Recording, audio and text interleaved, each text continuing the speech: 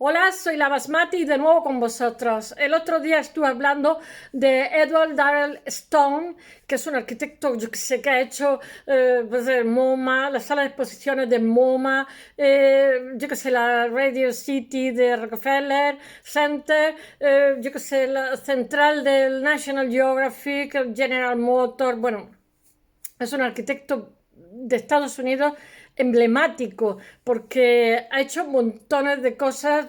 Con deciros que tenía a finales de los 50, principios de los 60, tenía oficinas por todo el país, de costa a costa, y tenía 200 empleados, algo que hoy nos parece normal, pero entonces no tanto, no había tantos ordenadores ni tantos programas y tal. Eh, yo he puesto el ninguneado Edward Darrell Stone porque en inglés no existía la palabra ninguneado, lo tuve que poner como empataleado, porque este hombre lo conoce todo, era un hombre bastante buen artista, pero claro, como todo artista, muy errático, y entonces cuando ya tiene un público que le demanda, ¿cómo diría yo?, iconos, hoy lo hubiera soportado mejor.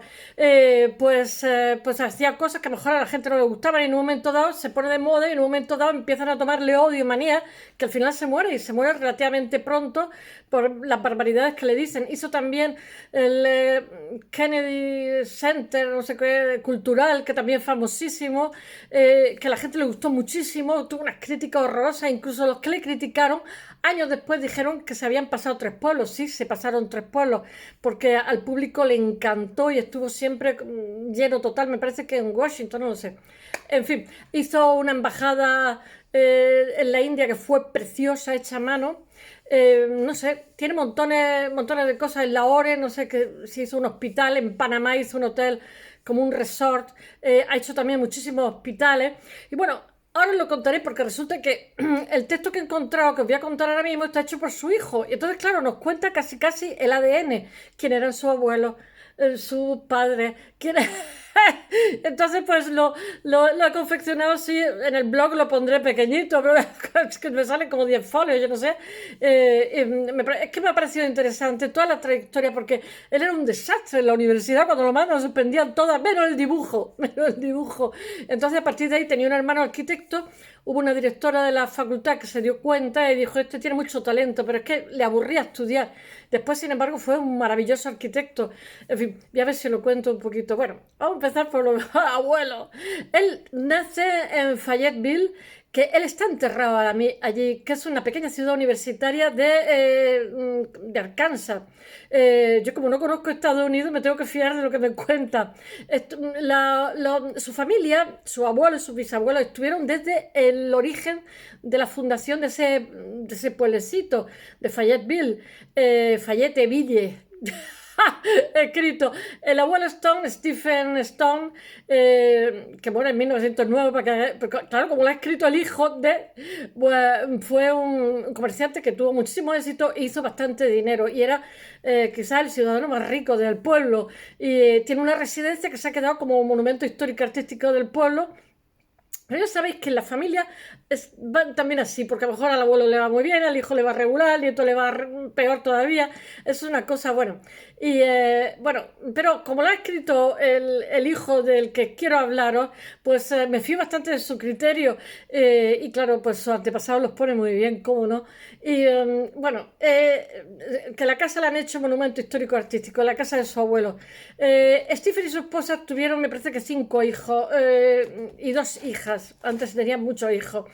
Su hijo Benjamin Hickstone, que nace en el 52 y muere, esto es una biografía hoy fetén, en el 42, se graduó en la universidad en Harmonic, no sé qué, College, en Virginia, y en 1873 vuelve a Baskerville, no, iba a decir Baskerville, me suena a la historia de, ¿cómo se llama? Sherlock Holmes, el perro de Baskerville.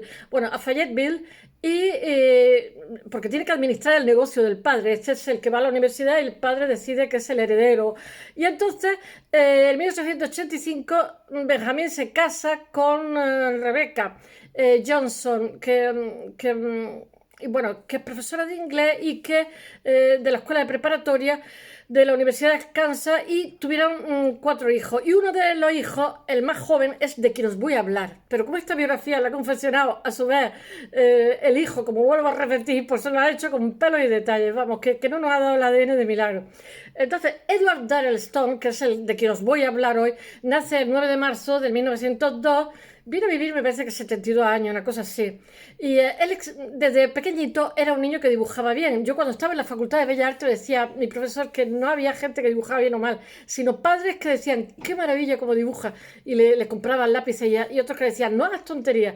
Entonces, esa era la diferencia entre que desarrollara una capacidad artística o no.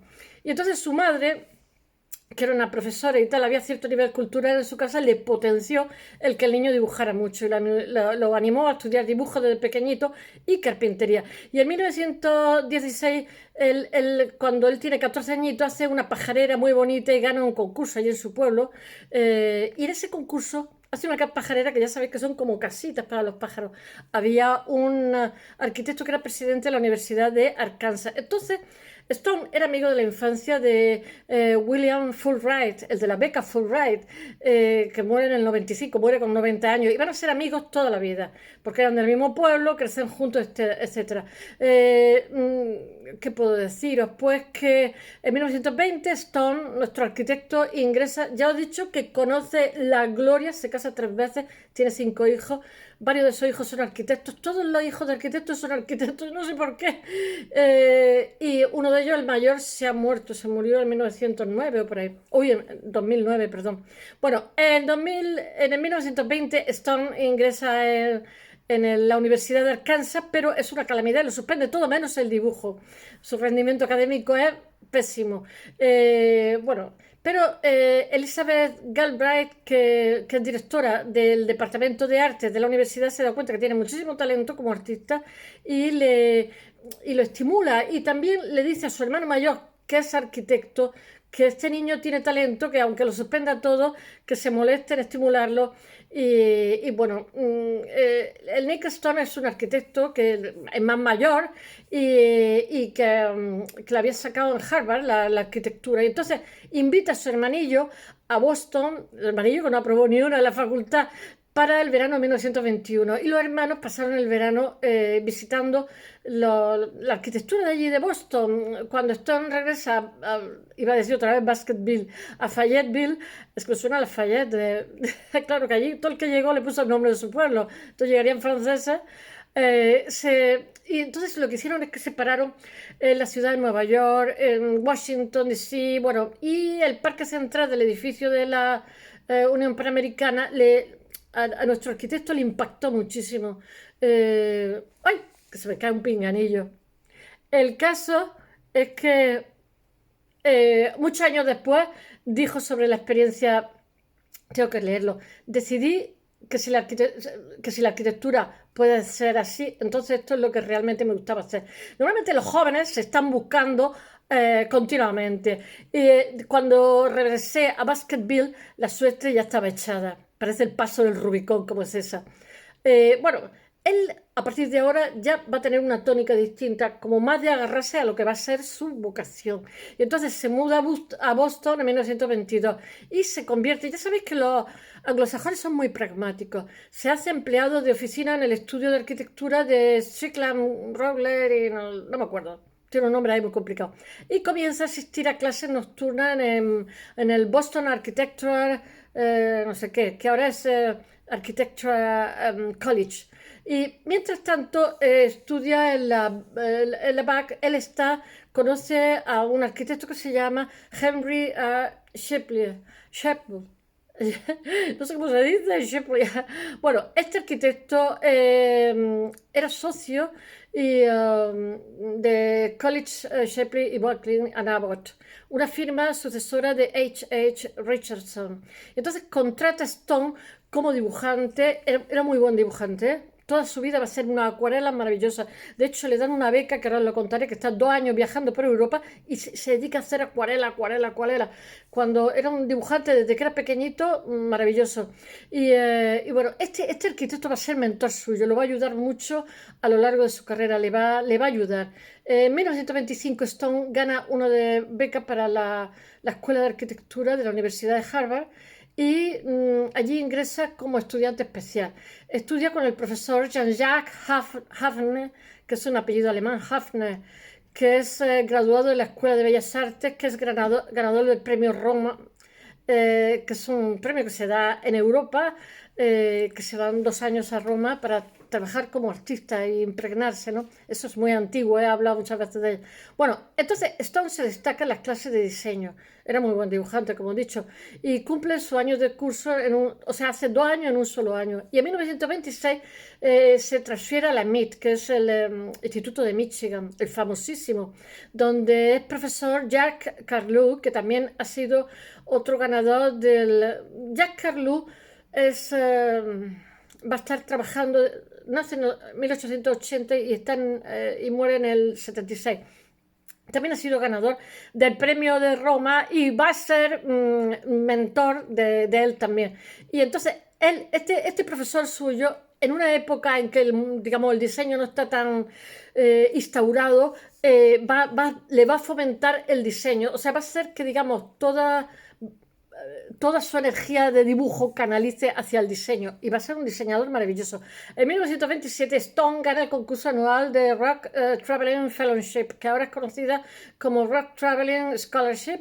Es como una beca de arquitectura de Massachusetts. La beca Rock da la oportunidad de estar viajando durante 2 años por toda Europa. Y él lo hace, pero es que también va por el norte de África y se dedica a hacer una acuarela despampanante. Esa acuarela después habría una exposición, me parece que en el 40 y tantos, que es comisario Philip Johnson, y va a coger todos esos dibujos que ha hecho cuando tiene la beca y está viajando por toda Europa. Viaja también a Suecia, conoce gente, a Venecia.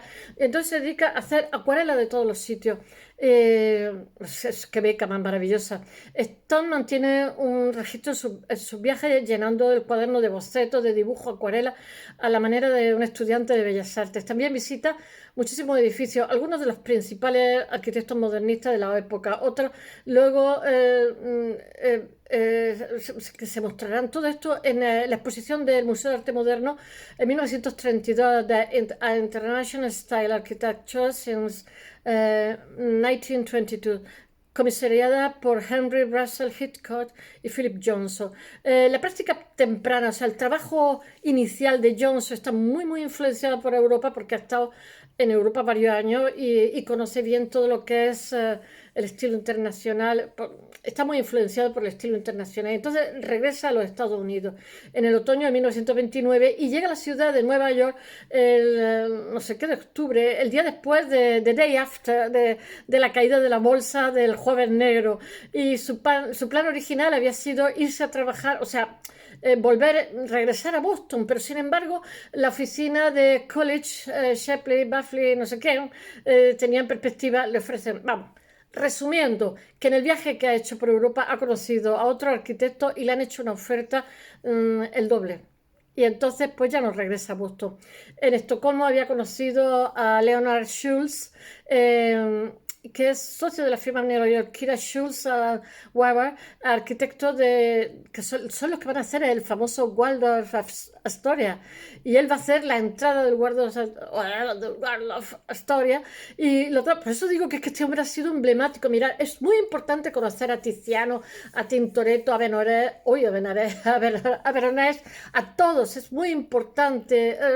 A Lotto, yo qué sé, pero también es importante saber qué ha ocurrido en el siglo XX y qué ocurre en el XXI, porque si todo esto lo perdemos de vista, no tenemos visión de nosotros mismos, simplemente estamos adorando a dioses antiguos, que está muy bien, adorarlos y adorarlos, pero hay que saber qué pasó en el siglo XX. Bueno, el caso que se hacen amigos estos arquitectos, Schultz le ofrece un trabajo a Stone, y cuando Stone supo que Schultz y Weber pagarían un 40% más, pues optó por quedarse en Nueva York, y ya toda su vida va a transcurrir absolutamente en Nueva York.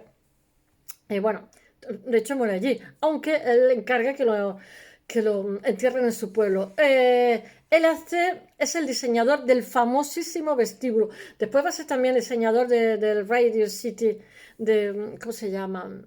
Rockefeller Center. Bueno, del gran vestíbulo y los comedores que hay en el Waldorf. Entonces, es un hotel que es totalmente mítico. Stone reside en Nueva York el resto de su vida y en diciembre del 19, el diciembre de este año, se casa con Sarah Orleans Vandivier, que es realmente era una turista estadounidense en Venecia y él estaba con una beca. Entonces estuvo coqueteando con ella y cuando volvieron, pues se casó. La cortejó en Venecia. Bueno, la pareja tiene dos hijos. Edward Darrell Stone Jr., que es el que muere, que es arquitecto y arquitecto bastante conocido, muere en 2009. Y después Robert Vandivier Stone. Y bueno, después en la oficina esta que trabaja de Schultz, de ahí se pasa a la oficina de Balance Harrison, que son de las firmas Colbert Harrison y McMurray.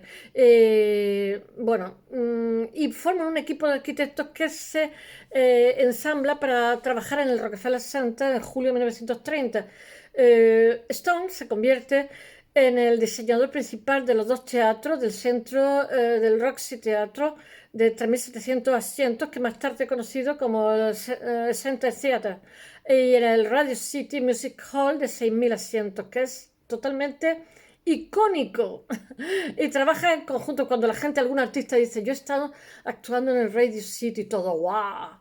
Bueno, trabaja en conjunto con dos importantes interioristas que son Eugene Schoen eso en el Roxy, y Donald Dexy, que es en el Music Hall. Donald Dexy me parece que lo ficha él cuando tiene su equipo, cuando hace su despacho y va mal. Bueno, él está ahora mismo creciendo. La asociación de Stone y Dexy lleva su primera comisión independiente en 1933 y para Richard Mandel, cuya familia es propietaria de los grandes almacenes Mandel Brothers, la casa Mandel, construida en no sé qué, en Nueva York, es un diseño volumétrico sorprendente. Él ya está a todo volumen, a toda máquina.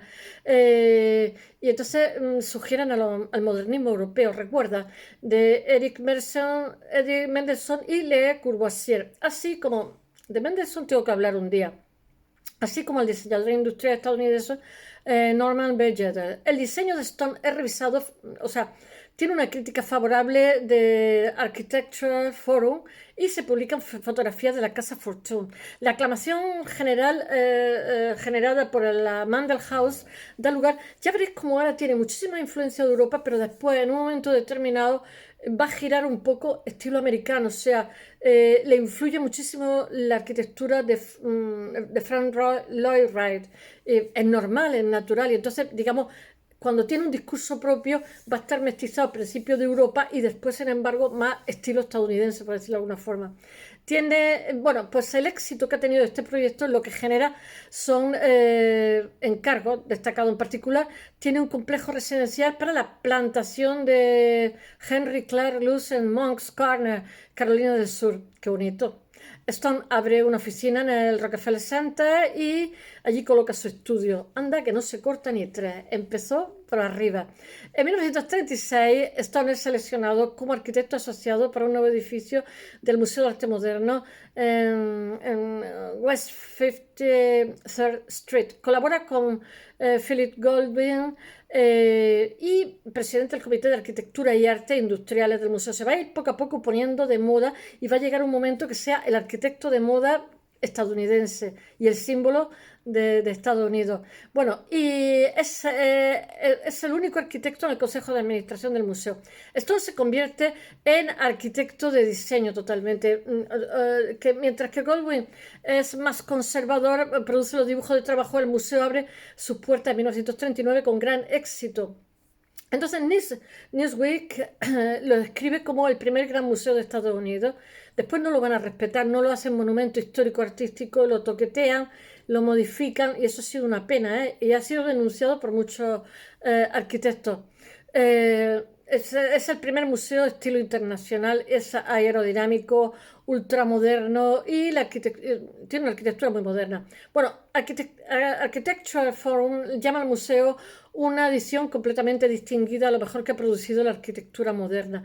Una visión muy equilibrada es escrita por el historiador de arquitectura Talbot F. Hamley, que observa, sean cuales sean las preguntas que uno puede hacerse sobre ciertos detalles en general, el edificio es vívido y digno, lo suficientemente rico en composición de forma simple y tiene bastante aparte de su estilo, pero lo suficientemente inventiva, muy contemporáneos para complacer a todos, excepto a los críticos funcionalistas más doctrinarios. Allí se pegan unos jarapazos en las críticas. Bueno, él continúa empleando un vocabulario modernista durante el resto de la década de 1930, pero ya veréis cómo va a girar más a lo que es su entorno, su país y lo que han sido los arquitectos de su país. Mientras que la casa de George P. Marsh en 1938 en Washington D.C. es un híbrido incómodo de estilo nuevo y tradicional, en la Casa de la Idea, una casa modelo de 1940 patrocinada por la revista College, construida en el Rockefeller Home Center, es descrita como un excelente ejemplo de un tratamiento que cumple con todas las objeciones comunes del enfoque contemporáneo en el diseño residencial. Tiene una subida y una bajada en lo que es su carrera profesional horrorosa, pero al final se lo comen, vamos, lo matan a palo, y es una pena, de hecho se muere. Bueno, él hace un viaje a San Francisco en verano de 1940 y le da a él la oportunidad de reformular su enfoque de diseño. Él está ya generando un discurso propio y visita los edificios de Frank Lloyd Wright en Wisconsin y Arizona, ya es lo que digo, Arizona. Allí, y entonces él encuentra allí nuevas formas de arquitectura que expresan un vínculo con lo que son sus raíces estadounidenses y no europeas. Me parece una tontería, pero bueno. De manera similar, su exposición al estilo regional, él va a estar muy vinculado, va a ser muy amigo de Walter Gropius, etcétera. O sea, su exposición al estilo regional de la Bahía de San Francisco refuerza totalmente su interés por el uso sofisticado de materiales naturales. Hace que tome conciencia del estado deplorable en que está el medio ambiente de Estados Unidos. Mirar en qué fecha estamos, él le parece que se está como degradando el país. Bueno, dice, mientras conducía por el país, dice él, me horrorizó la devastación que hemos logrado en tan poco tiempo, escribió. Apenas encontré un lugar donde la tierra se usó sabiamente, donde lo construido es hermoso. Es precioso lo que dice en su discurso, pero estamos en los años 40. En su discurso lo que pasa es que Estados Unidos está teniendo un desarrollo bestial, rabioso. En su discurso público posterior, Stone invita a los oyentes a eliminar los letreros del neón, las vallas publicitarias. A mí eso no me parece tan feo, son muy, muy norteamericanos. Los cables de servicio público, los honky tonks en las carreteras y los lotes de autos, de coches usados que estaban por ahí dispersos. Bueno, en el inicio de la Segunda Guerra Mundial interrumpe la exploración de Stone en este nuevo enfoque de la arquitectura. Entonces lo que hace es que se alista voluntario en las fuerzas aéreas del ejército, lo hacen teniente y en agosto de 1942 y él está estacionado en Washington D.C. No, lo hacen capitán y asciende al rango de mayor en noviembre de 1943. Me imagino que en el ejército los arquitectos y los ingenieros y todo este tipo de cosas los tienen, digamos, a resguardo para que le hagan otra serie de cosas. A instancias suyas, las Fuerzas Aéreas del Ejército establecen un plan de planificación y diseño, ¿cómo no? Bueno, entonces en la sección en junio de 1944, Stone es nombrado jefe de la nueva sección y crea los planes maestros para los aeródromos de Alabama, California, Florida, Luisiana, Mississippi y Texas. La sección de Stone fue también responsable del diseño de la sede del Comando Aéreo, ¿no? Los tienen de cabezas pensantes, normal. Del Comando Aéreo Continental de 10 millones en Andrews Airfield, Maryland, y ahora Andrews AFB. Y la base aérea del ejército, bueno, que hace un montón de cosas. Tras su baja en el ejército en noviembre de 1941 o 45, Stone fue elogiado por su alto grado de habilidad profesional y capacitación. Bueno, que lo hizo muy bien.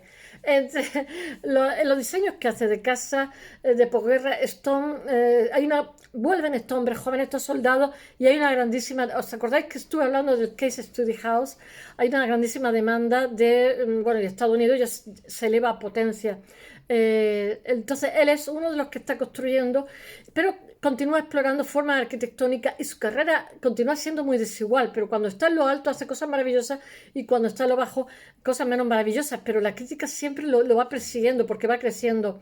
Y está incorporando motivos de Wright, materialidad rústica con experimentos en técnica de construcción modular. Y está la casa de David Steck en 1947 en Harvard, Nueva York. Es diseñada como una estructura construida por el propietario y los planos para la casa se comercializan a través de Lady Homes Journal. La casa William Tourneau en Eagleboro, Nueva Jersey, presenta las paredes de tabla. Bueno, pues en fin, que está haciendo como casa usoniana, más a la manera norteamericana. En ambas viviendas, él sustituye los pasillos por salas de juego multipropósito que están abiertas. Un crítico dice que ese patio interior tenía pisos en pizarra duraderos, una piscina poco profunda. Bueno, él utiliza patio a todo. Él va a desarrollar un discurso que se está, digamos, que conforme siguen los encargos, está, digamos, mestizando lo que ha sido su formación norteamericana con lo que ha sido su recepción europea. Y los encargos de Stone a fines de 1940 son principalmente viviendas unifamiliares, pero hay excepciones notables. En el 46 recibe el encargo de hacer, ya empieza a tener encargos grandes, ya empieza a crecer, pero vamos, como la pólvora. En Panamá, un hotel en Panamá de 300 habitaciones, en la ciudad de Panamá, que se termina en 1951. Y él en los 60 ya ha llegado a su cenit. Y después de una construcción muy dificultosa, estuvieron ahí luchando, pero es un edificio de muchísima modernidad, un edificio lúdico, con un diseño respetuoso con el medio ambiente en general, y que genera un interés muy grande por parte de la crítica. Y entonces le hacen un artículo de portada en la Architecture Forum, mientras que la revista Life lo llama el hotel tropical más original del hemisferio occidental. Ya tiene encargos magnos. Stone vuelve a su ciudad de Fayetteville en 1948 y entonces hace el Centro de Bellas Artes de la Universidad de Arkansas. Bueno, después va a ser profesor, va a ser un buenísimo profesor de diseño. El centro incorpora obras de arte de los amigos de Stone, Alexander Calder, una serie de artistas de la época. Y entonces se imprimen artículos sobre el Centro de Bellas Artes en publicaciones estadounidenses y europeas, porque llega a ser un sitio muy interesante. En 1950, Stone se convierte en el arquitecto asociado de dos importantes hospitales que son el Centro Médico de la Universidad de Arkansas. Durante mucho tiempo va a ser hospitales porque los hacía muy bonitos, hacía unos lugares de descanso, lugares con mucha paz. El de Arkansas, de la Universidad de Arkansas, me imagino que sería el clínico, tiene 600 camas. Estamos en 1950, ¿eh? Mirad qué desarrollo tenía tan bestial el país. Y el Hospital del Seguro Social de Empleados de Lima, Perú, de 850 camas. Los diseños de hospitales que lo que hacen es enfatizar el entorno para que los pacientes se sientan bien, se convierten como una especialidad de la oficina porque se dedica a hacer hospitales durante una época larga.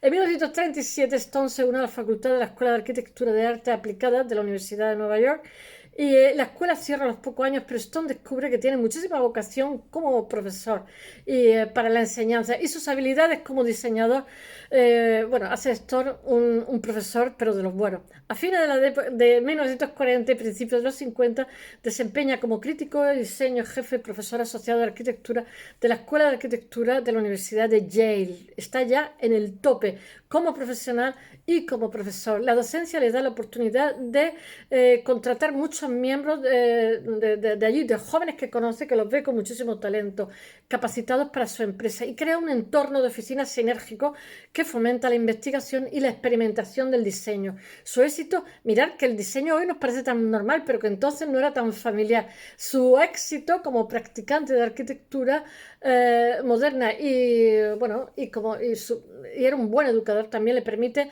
establecer vínculos con otros académicos, como he dicho, que van a ser muy amigos suyos, como Walter Gropius, que es presidente del Departamento de Arquitectura de la Escuela de Graduados del Diseño de la Universidad de Harvard. Está también Pietro Bellucci, que va a ser también que es decano de la Facultad de Escuela de Arquitectura y Planificación del MIT. En el MIT es donde estaban todos, el MIT Van der Rohe, etc.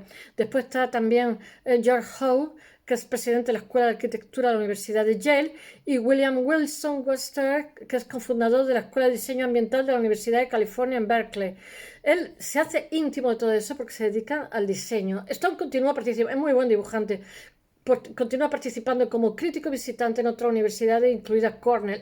Lleva una época que viaja por todo el mundo, Brighton, Stanford, hasta que la exigencia de su trabajo cada vez tenía más encargo y más demanda profesional, pues no le permiten hacerlo. Y también apoya el establecimiento de un programa de arquitectura en la Universidad de Arkansas, encabezado por su amigo cercano John Williams. Stone es también crítico, visitante frecuente y fue uno de los primeros defensores de la acreditación de la escuela. Su papel como educador es reconocido después, en 1955, cuando el Instituto Americano de Arquitectos le otorga la Medalla de Honor, elogiando a Stone como distinguido diseñador de edificios y maestro inspirador. Stone y su esposa se separan en 1952. Se va a casar 3 veces y tiene 5 hijos. La última, una hija, Fiona Campbell.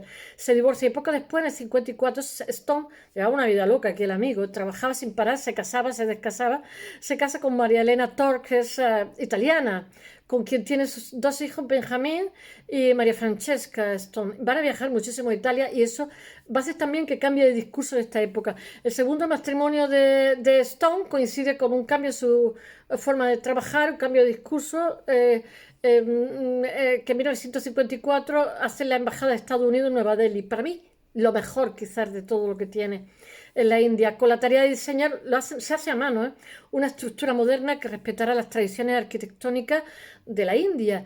Crea un edificio precioso, respetuoso con el medio ambiente. Architecture Forum lo describe la embajada como un edificio que parece colgar inmóvil en el tiempo y el espacio por encima, con una, yo qué sé, y ¿cómo se dice? Elogia la riqueza de textura, la mampostería, las pantallas perforadas, etc. Esas pantallas perforadas se van a convertir como en su seña de identidad. La embajada es construida en gran parte a mano y no se termina hasta 1959. Es lenta de hacer. Recibió elogios internacionales. Esta embajada lo consagra, incluido el premio First Honor de la AIA. Frank Lloyd Wright elogia el edificio y lo califica como la única embajada que le da crédito a los Estados Unidos. El éxito, anda, que es que tenía una lengüica, el Frank Lloyd Wright, el éxito del diseño de la embajada de Stone da lugar a una serie de encargos importantes, todos los cuales reciben una crítica buenísima. Como el centro médico de la Universidad de Stanford, ya os he dicho que se dedica mucho tiempo a lo que son hospitales, centro médico, de la Universidad de Stanford, Palo Alto, California, era un hospital jardín que estaba compuesto por 7 edificios que realmente estaban unidos a partir de columnatas. La revista Life lo elogia y dice que tiene una belleza relajante. También hace la fachada de la planta de la Stuart Pharmaceutical de Pasadena, California, en el 56. Bueno, y se hace... no sé, la revista, no sé qué, le llama al edificio Palacio para las Píldoras. Es graciosísimo. Gana un premio. Bueno, gana más premios todavía. Y después hace un pabellón, que esta es otra preciosidad, que lo estaba viendo, lo voy a poner en el blog. El pabellón de los Estados Unidos en la Feria Internacional de Bruselas de 1958, hace 65 años. Del 68, que se hace en 1956. Stone diseña no entiendo. Diseña un tambor translúcido protegido por un techo sostenido por cable. Él era muy artista, lo digo. Lo que pasa es que, claro, como todos los artistas, tiene muchos altibajos, porque esa idea de que lo tiene que hacer mejor, si hoy esa progresión que hay del mundo moderno, si hoy tienes 7, mañana tiene que ser 97, bueno, pues no, en arte no se da. Hay días que haces cosas así y otras cosas así, pero lo frieron a palo. Bueno, en ese momento La rotonda de 350 pies de diámetro del pabellón era uno de los espacios sin columnas más grandes del mundo. El pabellón gana muchísimos premios. Estos diseños, o sea, la embajada, el pabellón de Bruselas, yo qué sé, fusionan como el formalismo de la primera formación de Bellas Artes de Stone con un historicismo, no sé, dicen que de alguna forma es el padre de la posmodernidad. Él no estaba en la posmodernidad, eh, murió y tal, pero poco a poco va desembocando en esa dirección. Esto está influenciado en parte por los orígenes italianos de María Stone. La firma mano italiana de María comienza a mostrarse mi atuendo en mi trabajo. O sea, es la esposa. Ambos comenzaron a moverse hacia la elegancia. Los frecuentes viajes de la pareja a Italia en este periodo también despiertan el interés por los monumentos clásicos. Cada vez que cambiaba de esposa, cambiaba de discurso arquitectónico. Pero por otro lado, os digo que es normal, o sea, comprendo que una persona se enamora y entonces, bueno, bueno, hay alguien, un crítico dice, está obsesionado por los monumentos del pasado, puede parecer sentimental y pedante, ah no, es el Stone, pero creo que la inspiración para un edificio debe estar en la acumulación de historia. Aunque ninguno de mis edificios copia ejemplos clásicos, tiene una formalidad, espero una dignidad que uno se asocie con los monumentos históricos. Trato de encontrar una arquitectura que sea temporal, libre. Los manierismos del momento, la arquitectura debe seguir un patrón más grandioso y atemporal y puede y debe de abordarse de manera simple. El atractivo popular de los edificios de Stone lo convierte en una celebridad. Es objeto de un artículo de portada de la revista Time en 1958, después también de Life, del New York Times en el 59, y se convierte en el primer arquitecto en ser entrevistado por Sid, ¿no?, de Edward Munro. Aparece en programas de televisión en 1958. Ahora nos parece común, pero entonces no lo era tanto, ¿eh? Se especula que después de Frank Lloyd Wright era probablemente el arquitecto más conocido de los Estados Unidos. En el 62, el año que Stone publica sus memorias, la evolución de la arquitectura, Associated Press lo llaman arquitecto citado con más frecuencia desde la muerte de Frank Lloyd Wright. Y la popularidad de Stone ya está por las nubes.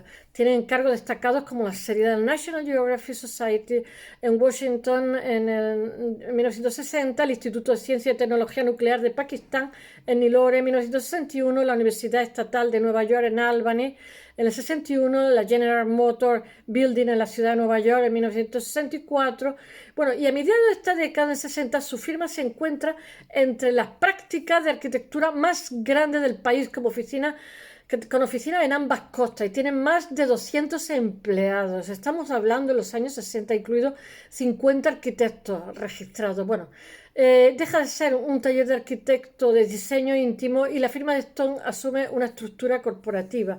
Ahora empieza un poco a perder frescura, estratificada. Los diseños se vuelven desiguales, formulados, pero la oficina sigue siendo prominente, exitosa. El Business Week llama a Stone el hombre con un millón en el tablero de dibujo, un billón. Pero The New York Times observa que ya empieza a perder frescura sus proyectos, no son como antes. Bueno, que ha perdido, que se ha hecho una caricatura de sí mismo. Stone dice que un gran edificio debe ser universal, no controvertido, pero sus trabajos posteriores lo que provoca es una cantidad grande de antagonismo. En la Enciclopedia América de Arquitectura dicen que Edward D. Stone es un arquitecto controvertido sobre cuyos trabajos, porque son desiguales, pero es que ese es humano, y otras personas parecen tener puntos de vista muy diferentes. Conforme va creciendo, conforme se populariza más y se hace más poderoso, tiene también más enemigos y más gente que lo odia. ¿Cómo no? ¿Cómo no? Bueno, la Galería de Arte Moderno de Nueva York, museo privado encargada por el millonario Huntington Hartford, abre sus puertas en el 64. Su sitio es una isla de tráfico en el Columbus Circle que requería un edificio vertical y se aloja, bueno, pero él hace este edificio que se le han toqueteado muchísimo, que es una preciosidad. Está revestido de mármol, inspirado en el edificio de Venecia y París, y es, bueno, la piedra ha obrado un milagro, escribe Emily Genauer, que es del New York Times. Ha diseñado un edificio que no solamente tiene una forma liviana, elegante y deslumbrante, sino que da una nueva gracia a la que alguna vez fue completamente desagradable. Bueno, entonces, ¿sabéis lo que pasa? Que los críticos no se ponen de acuerdo y este edificio no lo hacen monumento histórico artístico en Nueva York y los arquitectos actuales lo piden y ha sido, en fin, lo han toqueteado mucho. Eh, Después dice el interior, la crítica dice que no era tan bonito como el exterior. Eh, Después hay otro crítico que se llama Wolf Carr, que dice que es un gran trozo de mármol kitsch. Es un mausoleo en forma torpe y torpemente ornamentado. A partir de ahora empiezan a criticarle. Durante la primera década del siglo XXI, la Galería de Arte Moderno vacía y en el deterioro se convierte en una causa célebre entre las conservacionistas, cuando la comisión que preserva los monumentos históricos artísticos de la ciudad de Nueva York se niega a considerar a que se le va a mantener. Y bueno, que es una pena porque es un edificio precioso y lo desgracian totalmente. Y esto ya es una caída, o sea, una caída libre lo que empieza a tener ahora, a pesar de que ese edificio, muchos de ellos están muy bien. Le hacen un encargo muy prestigioso, que es el Centro John F. Kennedy para las Artes Escénicas en Washington, D.C., que lo he dicho antes, y también es una de sus obras más despreciadas por la crítica. Y la participación del arquitecto en el centro voy a dejarlo porque estoy ya usando 1959, cuando se le pide que diseñe una propuesta del Centro Cultural para Washington, y su esquema inicial es una estructura curvilínea, fantasiosa, que tiene como 3 auditorios, es muy bonito, lo tengo que poner en el blog, y tiene una rotonda abovedada. Y cuando se le pide que presente una propuesta más modesta, pues lo que hace es que coloca los 3 auditorios uno al lado de otro con una estructura rectangular simple. Y las galerías cubiertas con banderas llevan a los visitantes a un gran vestíbulo, que no sé, lo visitan millones de personas, de 600 pies de largo con vista al Potomac. Este segundo diseño es aceptado y el centro abre sus puertas en 1971 después de un prolongado periodo de la construcción. Y la revista Life llama al Centro Kennedy un espectáculo suntuoso, un monumento descomunal a las artes. Un New York Report destaca la opulencia y la majestuosidad de las proporciones y el edificio, y algunos críticos se han quejado de que el volumen del centro es prohibitivo. Otros dicen que tiene una apariencia fría, pero muchas autoridades arquitectónicas han elogiado su pureza de diseño. Los críticos de arquitectura se apresuraron a condenar el edificio, lo pusieron a bajar de un burro. Mirad si lo pusieron a bajar de un burro. Tuvo muchísimo éxito y que muere poco después.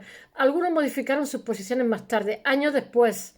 El New York Times describió que el centro como un cruce entre una caja de dulces de hormigón y un sarcófago de mármol en el que yace enterrado el arte de la arquitectura. Después se retracta, ¿eh? Primero lo dice y luego se retracta, aunque nunca cambió su opinión sobre la arquitectura del centro. Hubble dijo que posteriormente que estaba feliz porque como tuvo muchísimo éxito, que vio que las instalaciones había tenido muchísimo éxito como lugar de arte escénica y todo. Y bueno, eso se retractaron varios críticos, pero después de que habían pegado zapatazos, que para qué. Mm, Dice que él dice, lo que más tarde es que los críticos, incluido esto, obviamente llevaron demasiado lejos su falta de respeto, falta de entusiasmo por el diseño de Edward Darrell. Pero sin dejarse intimidar por los críticos, el público acudió más al Kennedy Center, convirtiendo en uno de los sitios más populares de Washington, y 3 millones de personas en menos de 2 años habían visitado, mientras que otros 2 millones de personas asistían a las representaciones allí, casi 5 millones de personas en un corto espacio de tiempo. Dijo Stone, yo me enorgullezco del John F. Kennedy Center en Washington porque a pesar de las intensas críticas que ha recibido a lo largo de los años, estoy leyendo, realmente funciona y se ha convertido en el enfoque cultural para la ciudad de Washington, y me da una gran alegría ver la multitud de personas que realmente disfrutan de las instalaciones. Bueno, su segundo matrimonio termina en 1966. En el 72 se vuelve a casar con su asistente ejecutiva Violet Campbell y tiene una hija que es Violet Campbell La Stella. Siempre se casaba con una italiana, apellido italiano, y tiene una hija que se llama Violet Stone Campbell. Pero sigue teniendo muchísimos encargos importantísimos, como el edificio de la Standard Oil de Company de Chicago, en Illinois, terminado en el 73, el First Bank Tower de Toronto, Ontario, terminado en el 75, el Capitolio del Estado de Florida en Tallahassee, terminado en el 78, y son todos rechazados. Ya le ha tomado manía al público, lo mismo que hoy está de moda, que no está nada mal, ¿eh? el deterioro de la salud, ya fueron tanto las críticas y el trabajo que hacía que cogió y se retiró.